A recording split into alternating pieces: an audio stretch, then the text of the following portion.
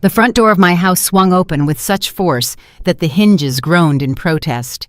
It was 2 p.m. on a regular Tuesday, and I was folding clean laundry in my bedroom when I heard Marcus's furious footsteps storming through the house like a hurricane. "Mom, where are you?" His voice echoed through the house with a rage I hadn't heard since he was a teenager. I left the shirts on the bed and stepped into the hallway. My son, at 42 years old, was standing in the living room, his face red and his fists clenched. His green eyes, inherited from his father, pierced me with a hardness that chilled me to the bone. "Why did Chloe call me crying, saying you changed the password on your card? She was at the grocery store and couldn't pay for her shopping. You humiliated her in front of everyone." I stood frozen in the doorway. 70 years of life had taught me to stay calm in difficult situations, but this was different. This was my own son screaming at me in my own home. "Marcus, lower your voice. We're educated people." My tone was firm, yet serene. "And yes, I changed the password on my card because it's mine." "Yours? Mom, we're family. You can't just put up roadblocks when we need something." He took 2 steps closer to me, and for the first time in my life, I felt a knot of fear in my stomach. "The card is in my name, Marcus. It's my money." "Your money? Seriously, are you going to be so selfish?" His words flew at me like projectiles. "Chloe was just buying stuff for the house, food, cleaning supplies, normal things." I knew that wasn't true. I had reviewed my statements last week. $200 on makeup, $300 on clothes, $500 at an expensive restaurant. But I decided not to mention it right then. "Son, if you need money for something specific, we can talk about it like adults. But I'm not going to leave my card with no password for just anyone to use." "Just anyone? You're calling my wife just anyone?" His voice went up another notch. "She's your daughter-in-law. She's part of this family." I sat down in my favorite armchair, the same one where I had breastfed Marcus 40 years ago. I needed to maintain my composure, even though my entire body was trembling. "Chloe is always welcome in this house, but my credit card is not a family service." Marcus paced the living room like a caged animal. His shoes pounded the hardwood floor with every step. He was sweating despite the air conditioning. "I can't believe what I'm hearing. You've been generous your whole life, always helping everyone, and now that your own family needs support, you're acting like a miser." That word hurt more than any scream. Miser. I, who had raised this man alone after his father died. I, who had worked double shifts for years to pay for his college. I, who had given him the down payment for his apartment. "Marcus, I will not let you talk to me like that in my own home." "Then give me a coherent explanation. Why change the password overnight without telling anyone?" I stood up from the armchair. My back protested, but I needed to be on my feet for this conversation. Because I reviewed my statements and I found expenses that I don't recognize. A lot of money leaving my card without my authorization. "All those expenses were discussed with you." "No, Marcus, they were not." He fell silent for the first time since he had arrived. His breathing was heavy, and the veins in his neck stood out against his dark skin. "Chloe told me she always asked you before she used the card." "Chloe is lying." The words came out of my mouth before I could stop them. The silence that followed was thick, heavy. Marcus looked at me as if I had just slapped him. "I won't let you insult my wife." "I'm not insulting her. I'm telling the truth." "The truth is, you're getting paranoid. Maybe it's time for someone else to handle your finances." Those words hit me like a lightning bolt. My own son, suggesting I wasn't capable of managing my own money. My own son, doubting my mental capacity. "I think you need to leave, Marcus." "I'm not leaving until we fix this. Give me the new password right now." "No, son. I said no." I held his gaze. "This is my house and my decision. If Chloe needs something, she can ask me directly." Marcus headed for the door, but stopped before he went out. His voice was colder than ice. "This isn't over. We'll talk again when you get over your tantrum." "It's not a tantrum, Marcus. It's a decision. It's foolish, and you're going to regret it when you see how this affects our relationship." His words hung in the air like a threat.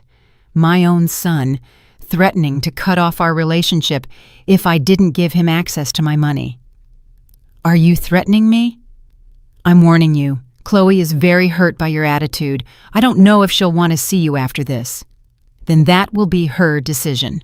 Marcus shook his head with contempt. You know what? You're right. This is your decision, and we'll make ours. The door closed with a dry thud. I was left alone in the living room, trembling. The begonias on the patio still needed water, but I no longer had the strength to water them. I walked to the window and watched Marcus's car driving away down the street. The tires squealed as he turned the corner too fast. 40 years of motherhood, and it came to this. My only son screaming at me for protecting my own money. The silence in the house felt different after he left.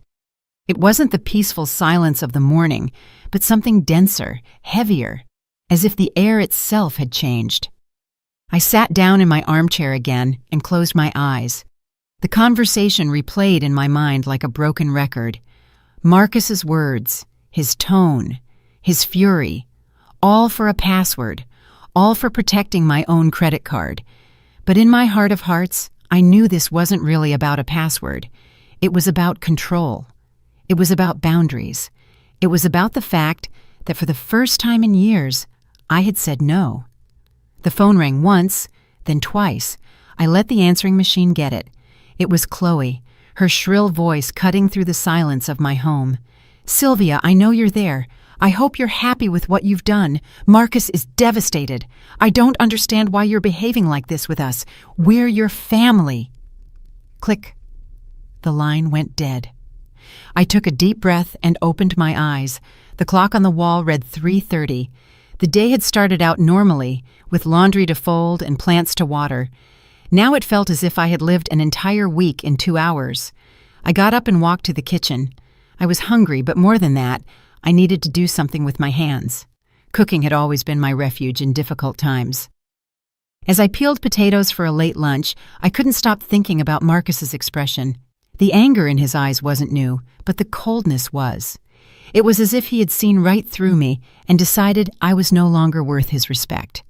But that sunny afternoon was just the beginning of the nightmare I would live.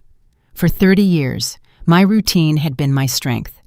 I would get up at 6 in the morning, make coffee in the same coffee maker my husband had given me before he died, and check on the plants in the yard while the sun was just beginning to warm the tiles. It was an organized, predictable, safe life. After Robert's funeral, when Marcus was just 12 years old, I learned that structure was the only thing that kept us sane. Mealtimes, study times, bedtimes, clear rules and firm boundaries. That's how we'd raise a good man, I thought. My 2-story house had been our refuge for 40 years. Robert bought it when I was pregnant with Marcus, with a loan we paid off over 20 years. Every room had a story. Every corner held memories. The backyard where Marcus learned to walk, the kitchen where I prepared thousands of family meals, the living room where we celebrated every birthday. The neighbors knew me as the woman who always had time to help. When Ms. Carter got sick, I brought her food for 2 months. When the Perez family's son needed money for school, I lent them $500 without charging interest. Generosity had been my way of honoring Robert's memory. Marcus was always a good son, studious, respectful, affectionate. When he turned 25 and got his first job as an accountant, I was proud. My sacrifice had been worth it. For years, we were a perfect team. He handled my taxes. I cooked for him on Sundays. We visited each other regularly. Everything changed when he met Chloe. The first time he introduced her to me, I was making mac and cheese in the kitchen. Marcus came in with a smile I hadn't seen since he was a teenager, holding the hand of a thin blonde woman with perfectly manicured nails and clothes that cost more than my monthly salary. "Mom, this is Chloe, the woman of my life." Chloe smiled at me with perfect white teeth, but her eyes evaluated me from head to toe as if I were an obstacle she needed to remove. Her handshake was firm but cold. "It's a pleasure to meet you, Mrs. Johnson. Marcus talks about you all the time." During dinner, Chloe praised my cooking, asked about my garden, and showed interest in our family photos. She seemed genuinely interested in getting to know us. When they left that night, I thought I had found a good daughter-in-law. The next few visits were just as pleasant. Chloe brought me flowers, helped me wash the dishes, and told me funny stories about her job at the expensive clothing boutique downtown. Marcus seemed happy, and that was all that mattered to me. The wedding was small but elegant. I paid for half the expenses without them even asking. He was my only son, my only chance to be a mother of the groom. Chloe chose everything: the dress, the flowers, the menu, the music. I just signed the checks and smiled for the photos. For the first few months of marriage, the Sunday visits continued. Marcus and Chloe would come over for lunch, tell me about their new married life, and I enjoyed having him close. The house felt full again, like when Marcus was a boy. The first favors started innocently. "Sylvia, can you lend us some money? We're a little tight this month with apartment expenses." Chloe spoke to me in a sweet, almost timid voice. "It's $200. We'll pay you back on Friday." I gave them the money without a second thought. It was $200. I had enough savings, and they were just starting their married life. It was normal for young people to have financial difficulties at the beginning. Friday came, but the money didn't. Instead, another request arrived. "Mom, can you lend us $300 more? Chloe needs clothes for work, and I don't get my bonus until next month." $300, then $500, then more. Always with the same promise, "We'll pay you back soon." Always with the same excuse, "We're a little tight this month." After 6 months, my loans totaled almost $5,000. When I brought it up during a Sunday lunch, Marcus got uncomfortable. "Mom, you know we're going to pay you back. I don't understand why you're keeping such exact accounts. We're family." "Of course we're family, son, but $5,000 isn't—" Chloe intervened with her most charming smile. "Sylvia, you're right. We've been careless with the payments. How about we give you my credit card as collateral?" I didn't want their credit card. I wanted my money, but I accepted because I didn't know how to negotiate with my own family. A week later, Chloe called me in a desperate voice. "Sylvia, I have an emergency. My card is blocked and I need to buy medicine for my mom.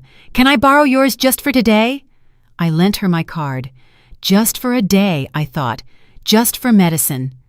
That night, I checked my statement online. $150 at the pharmacy. Perfect, I thought. But there were other charges too. $80 on cosmetics, $200 on clothes, $300 at an expensive restaurant. When I confronted Chloe the next day, she apologized with tears in her eyes. "I'm so sorry, Sylvia. I was at the mall and I saw some incredible sales, and I just thought it would be okay. I'll pay you back tomorrow." She didn't pay me back tomorrow, or the next week, or the next month, but she did continue to ask for my card for emergencies. The emergency for her sister's birthday, the emergency for the shoes she needed for a wedding, the emergency for Marcus's anniversary gift. Always emergencies, always urgent, always with promises of immediate repayment. After a year, I had lost count of how much money had left my card. My life savings were dwindling month after month, but every time I tried to talk about it, Marcus made me feel guilty. "Mom, I don't understand why you're so petty with us. You have enough money, and we're trying to get ahead." Petty. That word was etched in my mind for weeks. The Sunday visits became tense. I would cook, they would eat, but the conversations always revolved around money. Bills they couldn't pay, unexpected expenses, opportunities they were missing out on for lack of cash. "If we had a better car, I could get a better job," Chloe would say while playing with her new phone. "If we could move to a nicer neighborhood, we'd have a better quality of life," Marcus would add while serving himself a third portion of my stew. I listened in silence, knowing their words were indirect requests for more money. One afternoon, while reviewing my bank statements, I realized something that chilled me to the bone. In the last 6 months, I had spent more money than I was earning from my retirement fund. My life savings were evaporating to finance Marcus and Chloe's luxurious lifestyle. I couldn't sleep that night. I stayed awake until dawn, calculating how much money I had lost, how much they owed me, and how much longer I could sustain this situation before I was ruined. For the first time in 30 years, my morning routine did not bring me peace. The coffee tasted bitter, The plants seemed wilted, and the silence of my house felt like a sentence. Something had to change, but I didn't know how to confront my own family without destroying everything we had built together. The following months were a slow torture of small lies and big losses. Every week brought a new emergency. Every emergency required my card, and every use of my card turned into expenses I had not authorized. "Sylvia, I need your card to buy medicine for Marcus. He has an infection and needs expensive antibiotics," Chloe would tell me in a worried voice. An hour later, my phone would receive notifications of $400 in purchases at clothing stores. When I confronted her, she always had an explanation. "I forgot to mention I also needed new underwear. Mine are really old and Marcus complains." $400 on underwear.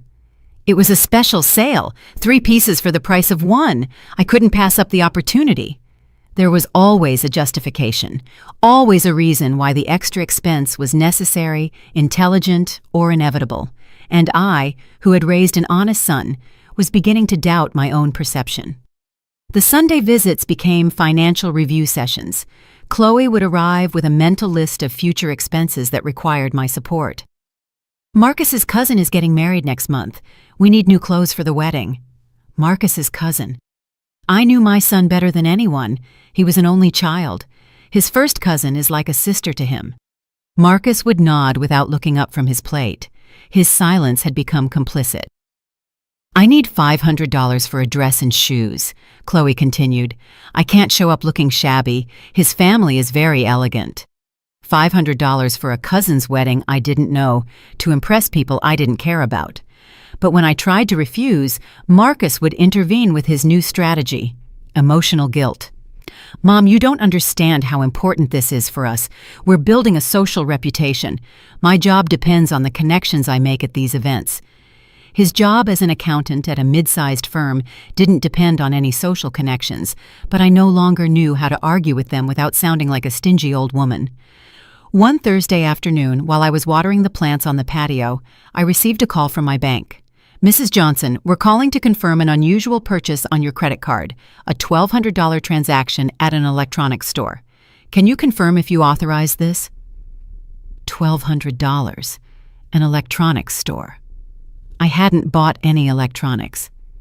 "At what store was the purchase made?" "At Tech World in the City Mall. Do you authorize it?" "No, I do not authorize that purchase. I'm canceling that transaction. Please block my card and send me a new one in 5 business days." I hung up the phone with trembling hands. $1,200. Chloe had my card since Tuesday to buy medicine for her headache. The phone rang 20 minutes later. "Sylvia, what did you do? My card is blocked and I'm in the middle of the grocery store with a full cart." "It's not your card, Chloe. It's my card, and I blocked it because there were unauthorized purchases." "Unauthorized purchases? All the purchases I made were necessary." "Were electronics necessary?" Silence on the other end of the line, then a nervous laugh. "Oh, that! Marcus needed a new computer for work. His broke and he couldn't wait." "Why didn't you consult with me before making such a big purchase?" "Because we knew you would say no. You always find excuses not to help us when we really need something important." The accusation hit me like a slap. I, who had been financing their luxurious lifestyle for 2 years, was now the villain for protecting my own money. "Chloe, go home. We'll talk when you get here." "I can't go home. My cart is full of food, and I can't pay for it. You come here and bring cash."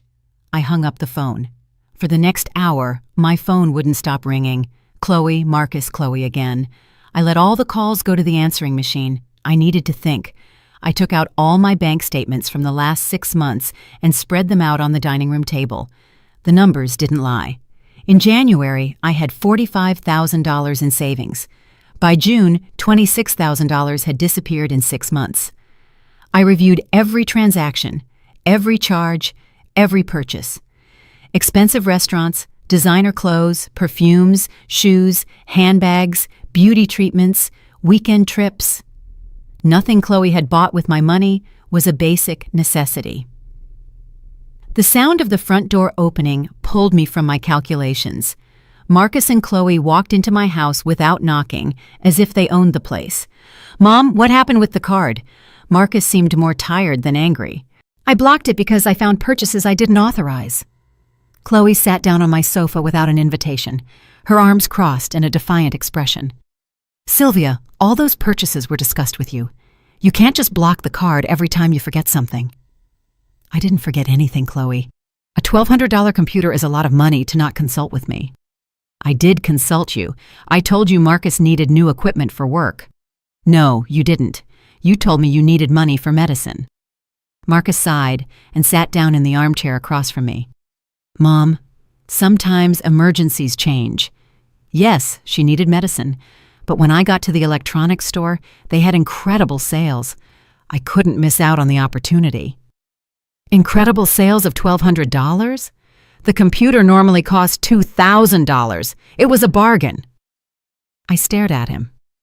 My son, whom I had raised to be honest and responsible, justifying an impulsive purchase of over $1,000 as if it were the most normal thing in the world. "Marcus, that computer was not an emergency. It was a luxury." "It's not a luxury, it's a work tool." "Then pay for it with your work money." Chloe stood up from the sofa dramatically. "I knew you were going to react like this. You always find a way to make us feel bad for asking for help."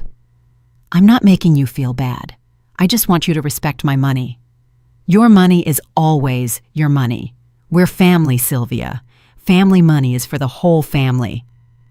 "My money is mine, Chloe. I worked 40 years for it." Marcus stood up and started pacing the living room. "Mom, we understand your point, but you also have to understand ours. We're fighting to grow professionally, to have a better life. Your support is fundamental for us." "I've supported you for 2 years, Marcus. I've spent more than $25,000 on you." $25,000? Chloe sounded offended. "We haven't spent that much." I pointed to the papers spread on the table. "The statements are right here. See for yourself." Neither of them came to the table. Neither of them wanted to see the real numbers.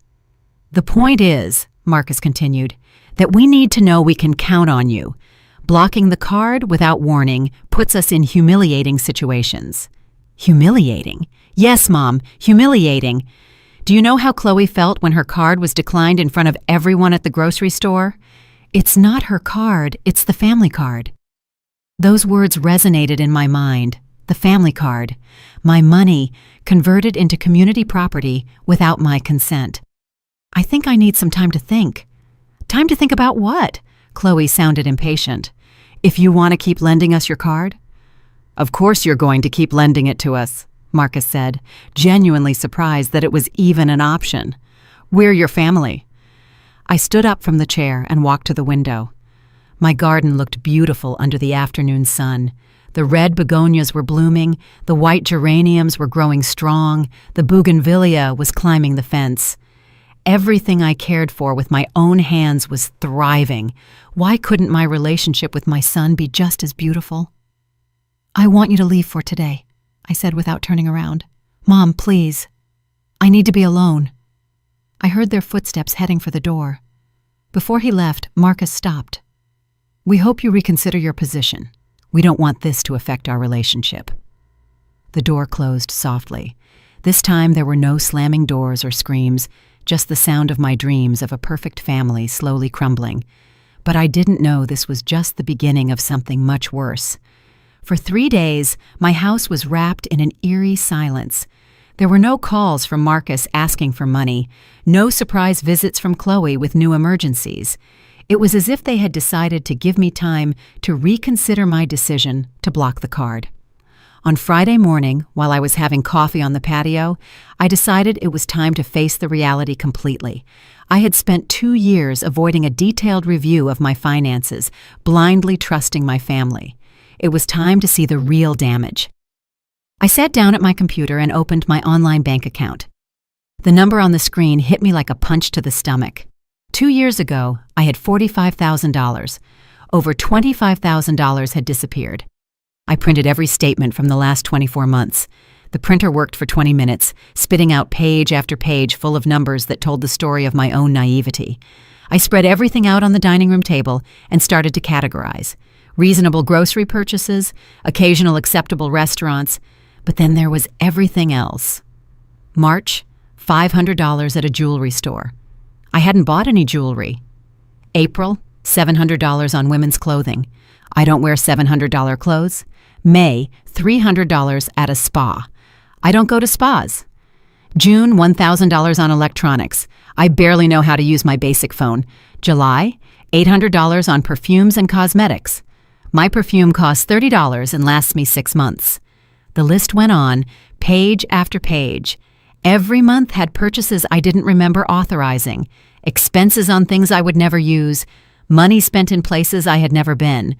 I took out my phone book and dialed my bank's number. "Good morning, Mrs. Johnson. How can I help you?" "I need detailed information on all my credit card transactions over the last 2 years. Can you send me a complete report?" "Of course. Is there a specific problem with your account?" "There are transactions I don't recognize." "I understand. We'll send you the full report by certified mail within 3 business days. I also recommend you check if anyone else has access to your card." Someone else. Chloe? After hanging up, I went to my room and opened the lockbox where I kept my important documents. My passport, the house deeds, insurance policies, and there at the bottom, something that chilled me to the bone, a copy of my credit card. I picked it up with trembling hands. It was a clear photocopy of both sides of my card, including the 3-digit security number on the back. In the bottom corner was a note written in Chloe's handwriting. "For emergencies, C." When had she made that copy? When had she been in my room without my knowledge? Since when did she have free access to my financial information? The phone rang. It was Chloe. "Sylvia, how are you? I've missed you these past few days." Her voice was sweet, like in the first few months after the wedding. It was the voice she used when she wanted something. "I'm fine, Chloe. Good to hear from you." "Hey, I have a tiny question. Do you remember your card's security number?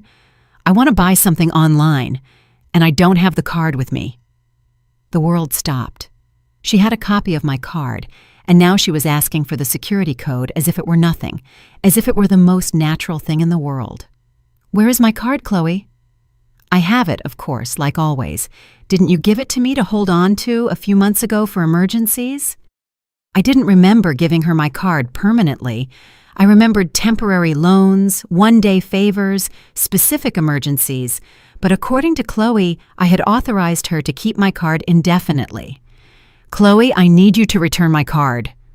"Why? Did something bad happen? I need to have it with me." "But Sylvia, how are we going to handle emergencies? We'll have to bother you every time we need something urgent." "Yes, you'll have to ask for my permission every time." There was a long silence on the other end of the line. "You know what? We'd better talk in person. I'm coming over."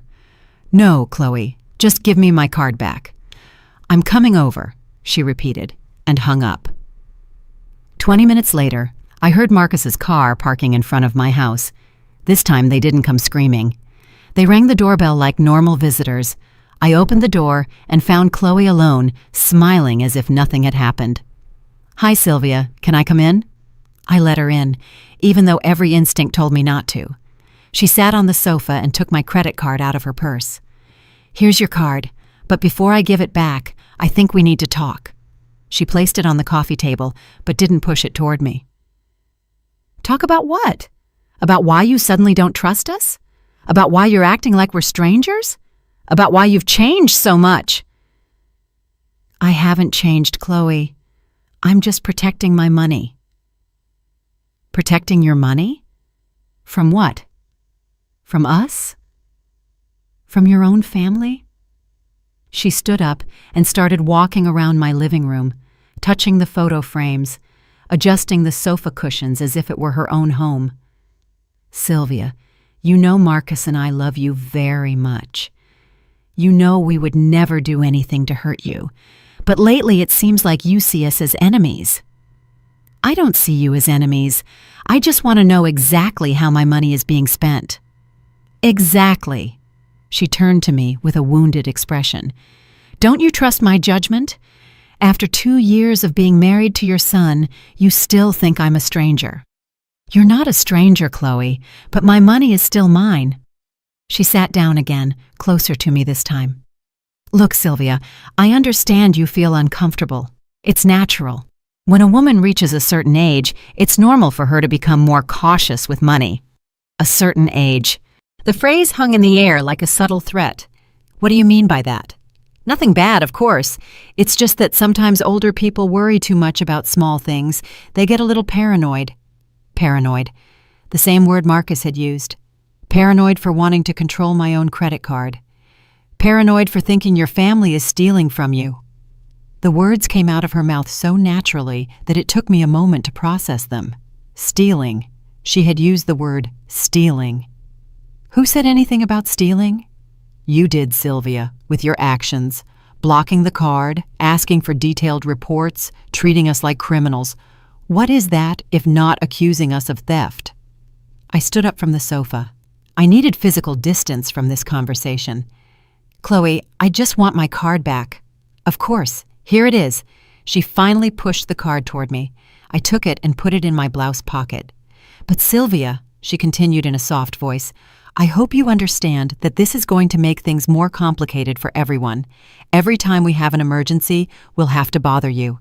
Every time we need something urgent, you'll have to go out of your way to help us.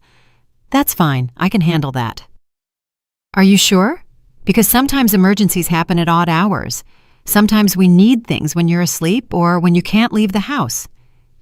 Was she threatening me or just outlining practical scenarios? We'll handle each situation as it comes. Chloe nodded slowly. Okay, if that's what you want. She stood up to leave. I just hope you don't regret it when you see how complicated everything is going to get. I walked her to the door. Before she went out, she turned back to me. You know what the saddest part of all this is, Sylvia? That after 2 years of treating you like my own mother, you now see me as a stranger. That hurts a lot. Her eyes filled with tears. For a moment, I almost felt guilty. Almost. I don't see you as a stranger, Chloe. I see you as my son's wife, but not as family. You really are family, but my money is still mine. She nodded sadly and left my house. That night, I couldn't sleep. Chloe's words replayed in my mind. Was I being paranoid? Was it normal for a 70-year-old woman to want to control her own money? Or was I really becoming a distrustful old woman? I took out the copy of my card I had found in my lockbox. I studied it under the light of my bedside lamp. It was a perfect, clear, usable copy. Someone had planned this. And then I understood the truth. I wasn't becoming paranoid. I had been too trusting, but I didn't know that the worst was yet to come. On Monday morning, the detailed report from my bank arrived by certified mail. 5 pages of transactions that told the complete story of how I had lost $25,000 in 2 years. Every purchase had a date, time, location, and amount. It was like reading the diary of a life that wasn't mine. I sat at the dining room table with a cup of coffee and began to study each line. What I found took my breath away. There were transactions at times when I was sleeping, purchases at stores I'd never been to, expenses in cities I'd never visited, and most disturbingly, cash withdrawals from ATMs at 3 in the morning. How had someone withdrawn money at 3 in the morning if I was in my bed? I dialed Marcus's number. I needed an explanation before my mind created theories I didn't want to contemplate. Hello, Mom. How are you? Marcus, I need to ask you something important. Sure. What's up? My card has been used when I wasn't there. There was a long pause. What exactly do you mean? I mean using it without my knowledge when I was at home. Mom, you gave us permission to use the card for emergencies. Sometimes emergencies don't wait for convenient hours. Money was taken from ATMs at 3 in the morning. Oh, that was one time we needed cash urgently for a taxi after dinner. We were out late and didn't have any on us. One time. The report said it was 6 times in the last 3 months. Mom, I'm not going to keep a detailed log of every emergency to report back to you like we're children. His tone had become defensive, impatient. Marcus, It's 6 withdrawals of $300 each, $1,800 in cash. And they were all for legitimate expenses. I don't understand why you're suddenly treating us like criminals." "I'm not treating you like criminals. I just want to understand how my money was spent." "You know what, Mom? I think we need a serious conversation. Chloe and I are coming over." "Marcus, The line went dead before I could finish. I was left holding the phone, my stomach churning. I didn't want another confrontation, but I knew it was inevitable. While I waited for them to arrive, I continued to review the report. I found something that made me feel physically sick. 2 simultaneous transactions in different places. A purchase at an expensive restaurant at the same time as a purchase at a clothing store 12 miles away. It was impossible for a single person to have made those 2 purchases at the same time, which meant they had made additional copies of my card. 40 minutes later, Marcus and Chloe walked into my house. This time, they didn't ring the doorbell. They used the key I had given them for emergencies years ago. "Mom, we have to talk," Marcus said before sitting down. Chloe looked different, less conciliatory, more determined. She sat across from me with her arms crossed. "Sylvia, this is getting out of control," she began. "Your suspicions, your accusations, your obsessive review of every expense, it's not normal." "It's not normal to want to know how my own money is being spent? It's not normal to treat your family like they're scammers," Marcus interjected. I put the bank report on the table. "Explain this to me. 2 purchases at the same time in different places." Marcus took the sheets and quickly reviewed them. "What purchases?" "Friday, April 15th, a $200 purchase at the Grand Table restaurant at 8 in the evening. At the same time, a $300 purchase at Elegance Boutique." Chloe and Marcus exchanged a quick look. "Oh, that," Chloe said naturally. "I was at the restaurant and Marcus was buying me a surprise gift at the boutique. We used both cards at the same time so I wouldn't find out about the surprise." "Both cards?" "Your card and my card," Marcus explained. "But my card got blocked that day, so I had to use yours for the gift too." The explanation sounded rehearsed, too perfect, but I had no way to prove they were lying. "How many copies of my card exist?" "Copies?" Chloe seemed genuinely confused. "What copies?" I took out the photocopy I had found in my lockbox. "This copy, with your handwriting on it." Chloe took it and studied it as if she were seeing it for the first time. "Oh yeah, I made this copy months ago so I'd have the numbers in case I lost the original card in an emergency. Is that wrong? Did you make more copies?" "No, of course not. Why would I?" "To make simultaneous purchases in different places." Marcus stood up from his chair. "Mom, stop! We can't take these accusations anymore." "They're not accusations, Marcus. They're legitimate questions about my own money.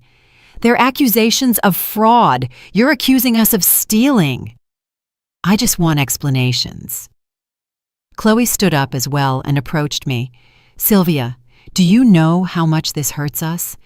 Do you know how it feels for your own mother-in-law to think you're a thief?" Her eyes filled with tears, but this time they didn't move me. "I just want the truth." "The truth is you're getting paranoid," Marcus yelled. "The truth is that every time we need your help, you make us feel like criminals." "The truth is," Chloe continued in a shaky voice, "we're considering distancing ourselves from you until you get professional help." "Professional help?" "Yes, Mom." Marcus calmed down slightly. "I think you should talk to a doctor. These personality changes, this paranoia, this distrust of your own family, it's not normal." "My personality hasn't changed. I'm just protecting my money." "Your personality has changed," Chloe insisted. "Before you were generous, loving, you trusted us. Now you're suspicious, stingy, you treat us badly." "Stingy for not wanting to give away $25,000. "It hasn't been $25,000, Marcus protested. I took all the bank statements and spread them out on the table. "The numbers are right here. Count it yourself." Neither of them even looked at the papers. "I'm not going to participate in this obsession of yours with keeping exact accounts of every favor you've done for us," Marcus said. "Favors. $25,000 are favors? Yes, they're favors from a mother to her son. It's what normal families do. Normal families don't hide copies of credit cards. Chloe took the photocopy from the table. Do you want me to tear it up? Will that make you feel better? She ripped the paper into small pieces and let them fall onto the table. There. Are you happy now? How many other copies did you make? None. I didn't make any other copies. Then explain the late-night withdrawals. I already explained the late-night withdrawals. Marcus approached and placed his hand on my shoulder. Mom, this has to stop. You're destroying our family relationship for money. I'm not destroying it, I'm just protecting it. Protecting it from what? From us? Protecting my finances. Your money isn't in danger with us, Chloe said softly. Your money is in danger with you. Do you know how many people your age lose all their savings by making wrong decisions? Wrong decisions like trusting you? Wrong decisions like isolating yourself from your family because of paranoia. Marcus took his hand off my shoulder. Mom, I'm going to make you a proposal. Give us one last chance to prove we're worthy of your trust. Give us access to your card for one more month. If at the end of the month you're not completely satisfied with how we've managed the expenses, we'll never ask you for money again. Chloe nodded enthusiastically. It's an excellent idea. We'll show you that you can trust us. I looked at them both, my son and my daughter-in-law, asking me for one last chance to prove their honesty. It sounded reasonable. It sounded like something a normal family would do, but something in their eyes told me it wasn't a request. It was a demand disguised as a favor. I need some time to think. Time to think about what, Mom? If you trust your own family? Time to decide if I'm making a mistake. Marcus sighed. Okay, take your time. But in the meantime, we're also going to take some time. What does that mean? It means that until you decide to trust us again, we're going to keep our distance. We don't want to keep feeling like criminals with every visit. They headed for the door. Before leaving, Chloe turned around. I hope that when you reconsider all this, you realize that we are the only thing you have. Without family, money is worthless. The door closed behind them, and I was left alone with the papers scattered on the table and the weight of a decision I didn't know how to make. Was I a paranoid mother destroying her family relationship for money? Or was I an older woman being manipulated by her own family? I didn't know which of the two possibilities scared me more. For a week, I didn't hear from Marcus or Chloe. The silence felt strange after 2 years of constant calls asking for money, surprise visits, and urgent emergencies that required my credit card. For the first time in a long time, my phone didn't ring every day. At first, the silence was a relief. I could water my plants without interruptions, read my book in peace, cook for myself without worrying about preparing extra portions. But after 5 days, it began to feel like a punishment. Was this what they wanted? To isolate me until I gave in to their demands? On Saturday morning, while I was organizing my closet, I found something that made me stop. At the bottom of the last drawer, wrapped in an old handkerchief, was the pearl necklace Robert had given me for our 10th anniversary. I hadn't worn it in years. I took it out and held it up to the light. The pearls were still beautiful, perfect, intact after so many years. I remembered the night Robert put it on me for the first time, his hands trembling slightly as he struggled with the clasp. For the strongest woman I know, he had told me, so you never forget your worth. My worth. When had I started to doubt it? I decided to put on the necklace and leave the house. I needed fresh air. I needed to see people. I needed to remember that a world existed beyond this situation with Marcus and Chloe. I went to the downtown farmers market, where I had bought vegetables for 20 years. Mr. Garcia, the owner of the fruit stand, greeted me with his usual wrinkled smile. Mrs. Johnson, it's so good to see you. How have you been? I've been okay, Mr. Garcia. A little worried lately, but I'm okay. Worried about what? Your health? Your family? He nodded with understanding. Families can be complicated. I have 5 kids, and each one gives me a different headache. Did you ever feel that your kids saw you only as a source of money?" Mr. Garcia stopped arranging the oranges and looked at me directly. "Mrs. Johnson, are you going through something like that? I don't know if I'm exaggerating or if it's really happening. Do you want some advice from someone who has lived 75 years?" I nodded. When your own instincts tell you something isn't right, listen to them. A mother's instincts never lie. His words stayed with me the whole way back home. A mother's instincts never lie. That afternoon, while I was watering the begonias, my phone rang. It was Marcus. "Hello, Mom. How are you?" "Hello, son. I'm fine. And you?" "We've been thinking a lot. Chloe and I discussed the whole situation and came to a conclusion." "What conclusion?"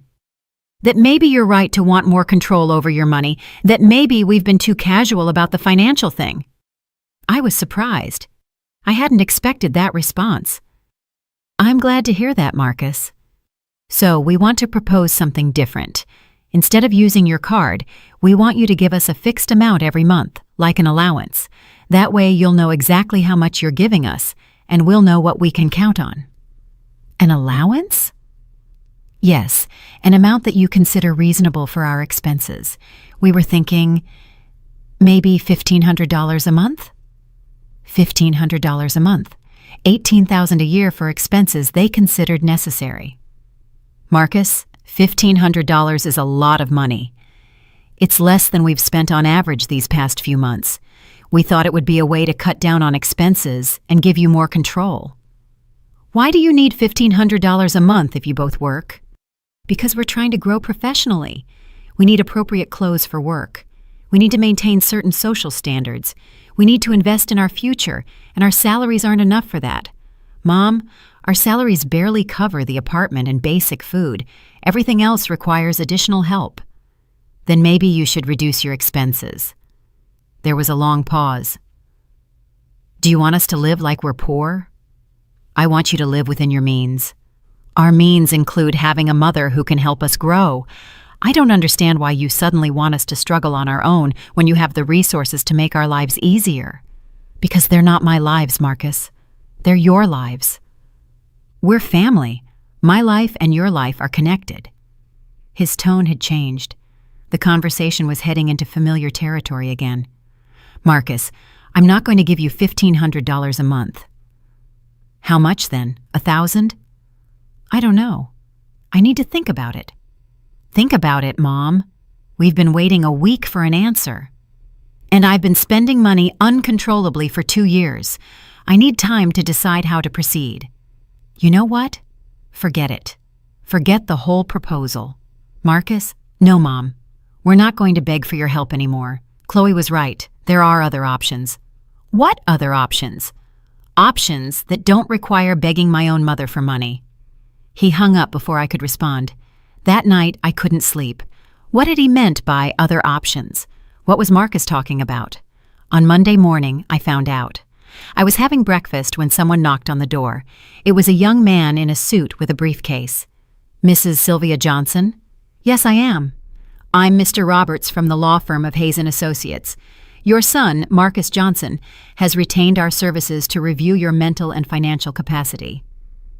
I felt as if the floor had disappeared beneath my feet. "Excuse me?" "Your son is concerned about your mental well-being. According to him, you have shown signs of paranoia, confusion, and erratic decision-making. He is considering initiating a legal process to obtain guardianship over your finances." "Guardianship." "Yes, ma'am, a process where a judge determines if you are capable of managing your own financial affairs, or if you need someone else to handle them for you." "Someone like my son?" "Exactly." I sat down in the armchair because my legs could no longer support me. "What do I need to do to defend myself?" "First, I recommend you hire a lawyer. Second, you should undergo medical examinations to prove your mental capacity. Third, you should gather evidence that you manage your finances responsibly. How much time do I have?" "If they decide to proceed formally, you will receive an official summons with 30 days to respond." The man left, leaving me alone with the realization that my own son was considering legally taking control of my money. My own son. That afternoon, I called my neighbor, Alma Davis. I had known her for 15 years, but we had never had an intimate friendship. Still, I needed to talk to someone, and she had always seemed like a sensible woman. "Alma, could you come over? I need some advice." "Of course, Sylvia. I'll be right there." When she arrived, I told her everything. The loans that became permanent, the credit card they never gave back, the unauthorized purchases, the threat of legal guardianship, everything. Alma listened in silence, nodding occasionally, without judgment. "You know what I think, Sylvia?" "What?" "I think your son and his wife are systematically manipulating you, and now that you're defending yourself, they're escalating to more aggressive tactics. You think I'm being manipulated? I'm sure of it. And I'm sure you're not the first older woman this has happened to." "What should I do?" "Fight with every legal tool you have. Don't let them take your money or your dignity." "What if I lose my son in the process?" Alma took my hands. "Sylvia, you already lost your son, the Marcus you raised, the one who respected you, the one who was grateful for your sacrifices. That Marcus no longer exists. What you have now is a stranger who wants your money and is willing to have you declared incompetent to get it." Her words were like a blow to the chest, but also like a liberation. She was right. My son was already gone. "Do you know a good lawyer?" "I know the best lawyer in the city for these cases. His name is Vincent Harris. He specializes in defending older adults against family financial abuse." Vincent Harris. The name was etched in my mind. "Can you give me his number?" "I'll do you one better. I'll go with you to his office tomorrow." That night, for the first time in weeks, I slept soundly, not because my problems had disappeared, but because I had finally decided to fight. My son had chosen money over me. Now I was going to choose my dignity over him. On Tuesday morning, Alma accompanied me to the law office downtown. Vincent Harris turned out to be a man in his 60s, with gray hair, intelligent eyes, and a calm way of speaking that immediately made me feel confident. "Mrs. Johnson, tell me exactly what has been happening," he said as he took notes in a yellow pad. I recounted everything from the beginning: the loans that were never repaid, the credit card used without my knowledge, the unauthorized copies, the late-night withdrawals, and finally, the threat of legal guardianship. "Do you have documentation of all these transactions?" "I have all the bank statements and the detailed report I requested last week." "Excellent. Did you ever sign a document giving your son or his wife permanent authorization to use your card?" "Never." "Did you ever authorize them to make copies of your card?" "Never." Vincent stopped writing and looked at me directly. "Mrs. Johnson, what you're describing is family financial abuse. It's a crime, and we also have civil options to recover your money." "How common is this?" "More common than people think. The most frequent victims are older women with savings who trust family members who gradually appropriate their resources." "How will we proceed?" "First, we'll protect you from the guardianship lawsuit. Second, we'll fully document the financial abuse. Third, we'll recover your money. And fourth, we'll make sure this doesn't happen again." I felt relieved for the first time in months. I finally had someone on my side who understood the situation. "How much will all this cost?" "My fees are $3,000, but I consider that an investment to recover $25,000. I signed the contract that same day. Over the next week, Vincent and his team worked meticulously. They requested security camera footage from the stores where my card had been used. They tracked the IP addresses of the online purchases and documented every unauthorized transaction. What they found was worse than I had imagined. "Mrs. Johnson," Vincent told me during our second meeting, "not only did they use your card without authorization, they also created fake credit accounts using your personal information." "Fake credit accounts?" "Yes. 3 additional credit cards, all in your name but sent to your son's address. The statements show they've accumulated almost $15,000 in additional debt." $15,000 in debt I didn't know existed. My heart raced. How was that possible? They had access to all your personal information, your social security number, date of birth, bank information. With that data, it's relatively easy to apply for credit online. This means I owe that money. Not necessarily. We're going to dispute all those accounts as identity fraud, but we need to act fast. That afternoon, Vincent accompanied me to file fraud reports with the 3 credit agencies. We also filed a criminal complaint for identity theft and financial abuse. What will happen now? Your son will receive a notification that you are disputing the debts and have filed criminal charges. They will probably contact you to try to reach an agreement. An agreement? They'll try to convince you to drop the charges in exchange for promises of payment. Don't accept anything without consulting me first. He was right. On Friday night, my phone rang. It was Marcus. "Mom, what have you done?" His voice sounded different. Scared, desperate. "I've protected my finances, son. We got a court summons. We're being accused of fraud." "Because you committed fraud." "We didn't commit fraud. We're your family. Everything we did was with your knowledge."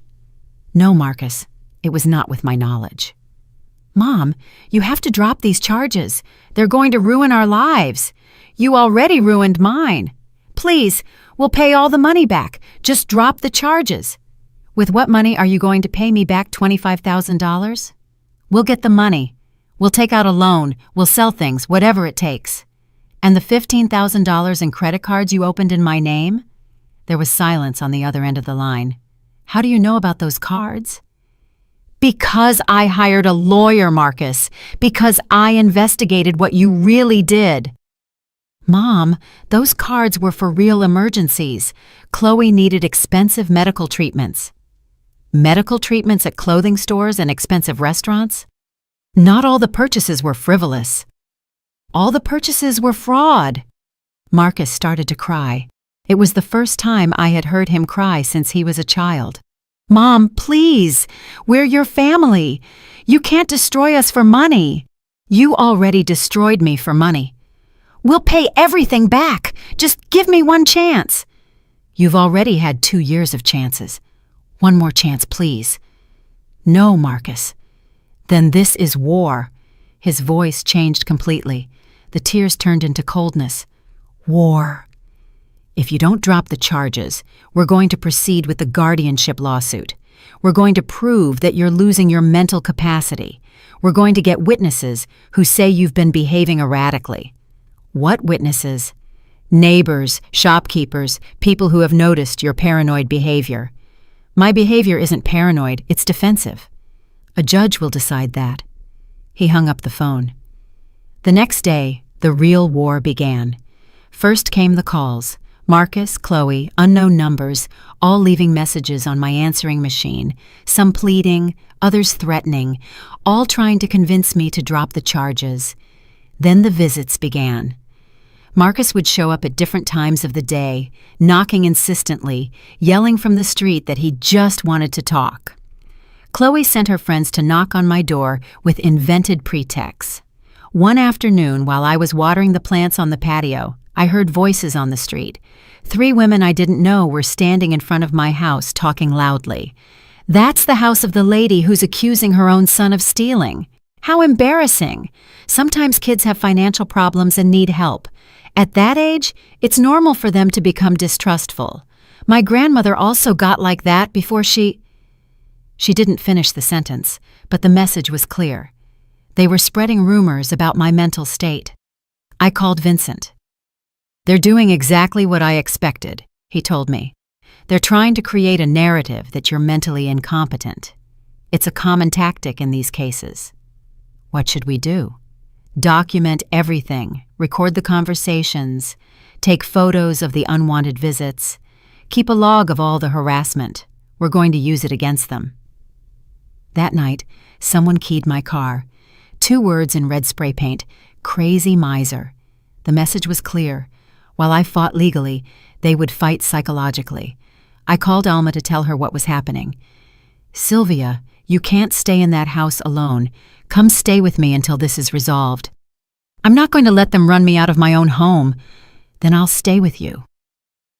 That night, Alma slept on my sofa.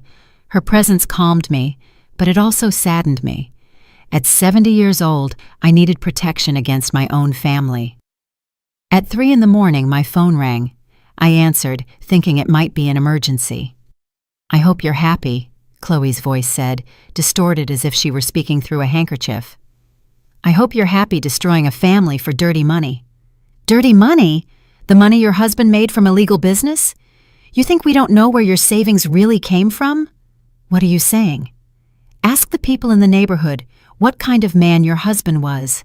Ask them what they thought of his late-night business." She hung up before I could respond. Robert had been an accountant. He had worked at the same office for 20 years. He hadn't had any late-night business or dirty money, but now I understood how far they were willing to go to destroy my reputation.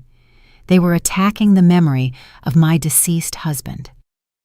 "Alma," I whispered in the darkness, "I think this is going to get worse before it gets better." "I know," she replied from the sofa, "but we're going to stand together." For the first time in months, I didn't feel completely alone. I had Alma, I had Vincent, and I had the truth on my side, but I didn't know if that would be enough against the desperation of people who had lost access to my money and were willing to do anything to get it back. The court hearing was scheduled for a Tuesday in March. For the 2 weeks leading up to it, Vincent and his team worked tirelessly to prepare my defense. There were documents, testimonies, forensic evidence of the fraudulent purchases, and something that surprised me, other victims. "Mrs. Johnson, your case has opened a broader investigation," Vincent explained in his office. "We've found 3 similar cases in the last 2 years. Families using the same tactics, gradual financial abuse, followed by guardianship lawsuits when the victim defends herself. Your courage in reporting this is helping other people."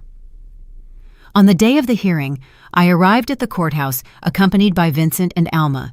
In the courtroom, Marcus and Chloe were waiting with their lawyer, a young man in an expensive suit who wouldn't stop reviewing documents. When our eyes met, Marcus immediately looked away. Chloe looked at me with a coldness that made me tremble. The judge, a man in his 50s with a serious expression, reviewed all the documents before beginning. The hearing lasted 3 hours. Vincent meticulously presented all the evidence: the $25,000 in unauthorized purchases, the 3 credit cards opened fraudulently, the late-night cash withdrawals, the unauthorized copies of my card. Every transaction was documented with a date, time, location, and amount. Marcus's lawyer tried to argue that everything had been verbally authorized, that I had given permission to use my financial information, that my lawsuit was the result of age-related mental confusion. He presented as evidence testimonies from 2 people who had supposedly noticed changes in my behavior, but Vincent had prepared a devastating surprise. He had obtained security camera recordings from several stores where my card had been used. The images clearly showed Chloe using my card while I was supposedly at home. He also had phone records that showed that during some of those purchases, I had been talking on the phone from my home landline, which made it impossible for me to have been present at the stores. The most compelling evidence was the testimony of my family doctor, Dr. Paul Rodriguez, who had been my doctor for 15 years. He testified that my medical and neurological exams over the last 2 years showed a completely normal mental capacity for my age, with no signs of cognitive decline, dementia, or any condition that could affect my ability to make financial decisions. When the judge asked me to testify, I stood up with trembling legs, but with a firm voice. I explained how it had all started with small loans that were never repaid, how they had gradually taken control of my credit card, how they had made copies without my authorization, and how when I finally tried to protect my finances, they threatened to take legal control of my money. "Mrs. Johnson," the judge asked me, "at any point did you specifically authorize your son or his wife to open credit accounts in your name?" "Never, Your Honor. I never authorized any additional credit accounts." "Did you know these accounts existed before you hired your lawyer?" "I had no knowledge of their existence. I discovered the $15,000 in debt when Mr. Harris investigated my financial situation." When Marcus testified, his story changed several times. First, he said I had verbally authorized everything. Then he admitted that some purchases had been impulsive decisions. Finally, he acknowledged that the additional credit accounts had been opened without my direct knowledge, but insisted that it had been for legitimate family expenses. The judge interrupted him coldly. "Mr. Johnson, regardless of your intentions, opening credit accounts using another person's personal information without their explicit authorization constitutes identity fraud, a federal crime." The judge's decision was clear and definitive. Not only did he completely reject the guardianship lawsuit, but he ordered Marcus and Chloe to immediately repay the $25,000 I had documented, plus interest and legal costs. Furthermore, he ordered the immediate cancellation of the 3 fraudulent accounts and the removal of that debt from my credit history. As if that wasn't enough, he issued a restraining order that prohibited them from contacting me directly for 1 year, and any future communication had to be through lawyers. The documented behavior in this case, the judge declared, represents a systematic pattern of family financial abuse. The evidence clearly demonstrates that Mrs. Johnson is completely mentally competent and that her actions to protect her finances were appropriate and necessary.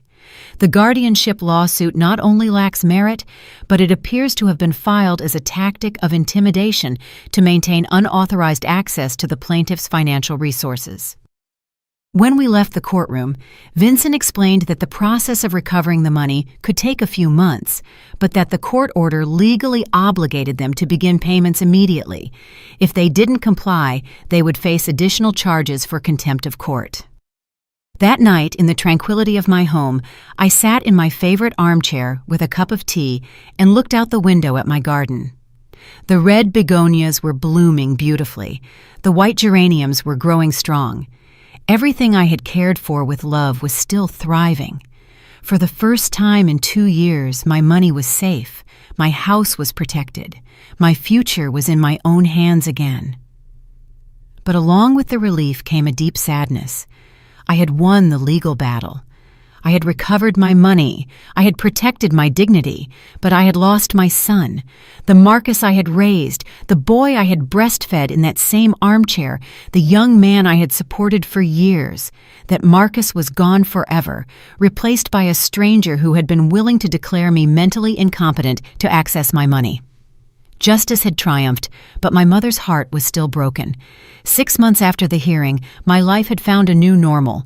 The payments ordered by the judge arrived punctually every month, and my bank account was gradually recovering. More importantly, I had recovered my peace of mind.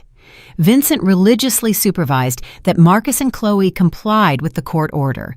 During those months of legal work, our conversations had evolved beyond legal matters. I discovered that Vincent had been a widower for 5 years, that he had 3 adult children who lived in other cities, and that he shared my love for gardening. "How do you get your bougainvillea to grow so beautifully?" he asked me one afternoon while we were reviewing the latest payment documents on my patio. "Patience and constant care," I replied, "like everything worthwhile in life." His visits had become more frequent and less professional.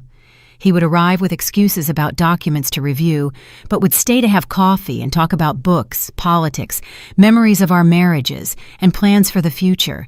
He made me feel valued not for my money, but for who I was as a person. One Sunday afternoon in October, while we were sharing tea and homemade cookies, Vincent took my hand. "Sylvia, these months with you have been the happiest I've had since I lost my wife. You've given me back the hope that life can still be beautiful at our age. And you've given me back the confidence that good people exist who don't want to take advantage of me.